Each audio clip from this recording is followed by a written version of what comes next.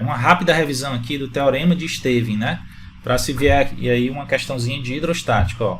Considere aqui um recipiente, num local onde tem gravidade, com um líquido de massa específica μL, μ do líquido.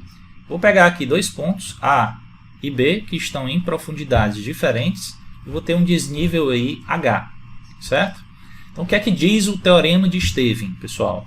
Ele vai dizer que a diferença de pressão entre os pontos A e B é dado pelo produto μGH. Ou seja, a diferença de pressão é proporcional à massa específica, à gravidade e ao desnível, certo?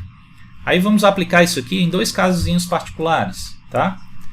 Vamos trazer aqui, ó, e vamos pegar esse ponto B e vamos elevar até a superfície. Pessoal, normalmente na superfície a gente tem ar, né? Então a gente tem a pressão atmosférica. Vamos chamar a pressão no ponto A aqui de um P, por exemplo, e vamos chamar, pessoal, a pressão atmosférica aqui de um P0, né?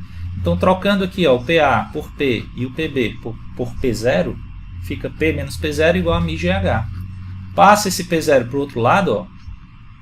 Então, eu vou ter que a pressão no ponto A, nessa profundidade, ela vai ser dada pela pressão na superfície, mais a pressão exercida pelo líquido, que é μGH.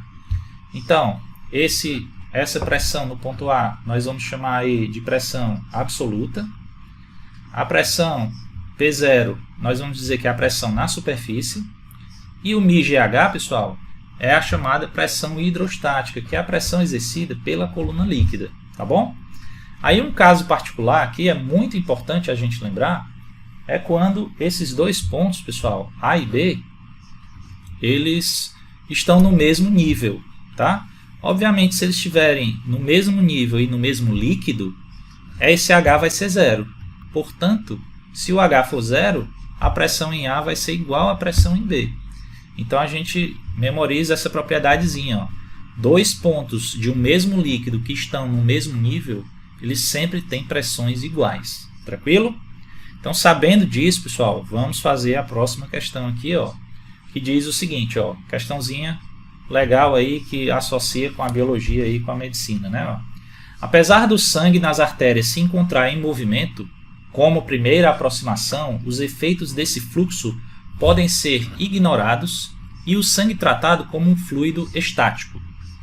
Considerando a gravidade local igual a 10 metros por segundo ao quadrado e a densidade do sangue igual a 1 grama por centímetro cúbico, a quantidade pela qual a pressão sanguínea P2 na artéria tibial anterior, no pé, excede a pressão P1 na aorta do coração, quando uma pessoa está reclinada horizontalmente, como na figura 1, e em pé, como na figura 2, é, em Pascal, respectivamente, igual a... Pessoal, ele está perguntando a quantidade pela qual a pressão P2 excede a pressão P1, ou seja, ele quer a diferença de pressão entre esses dois pontos, ó, da artéria tibial anterior e da aorta, certo?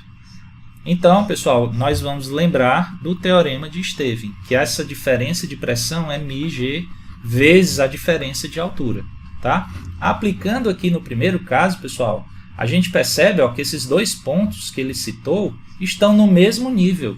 O ΔH aqui vai ser zero. Portanto, a diferença de pressão que ele quer aí vai ser zero, tá? Já no segundo caso, galera, aplicando novamente o teorema de Stevin, tá? Essa diferença de altura vai ser de 1,35 m. Né?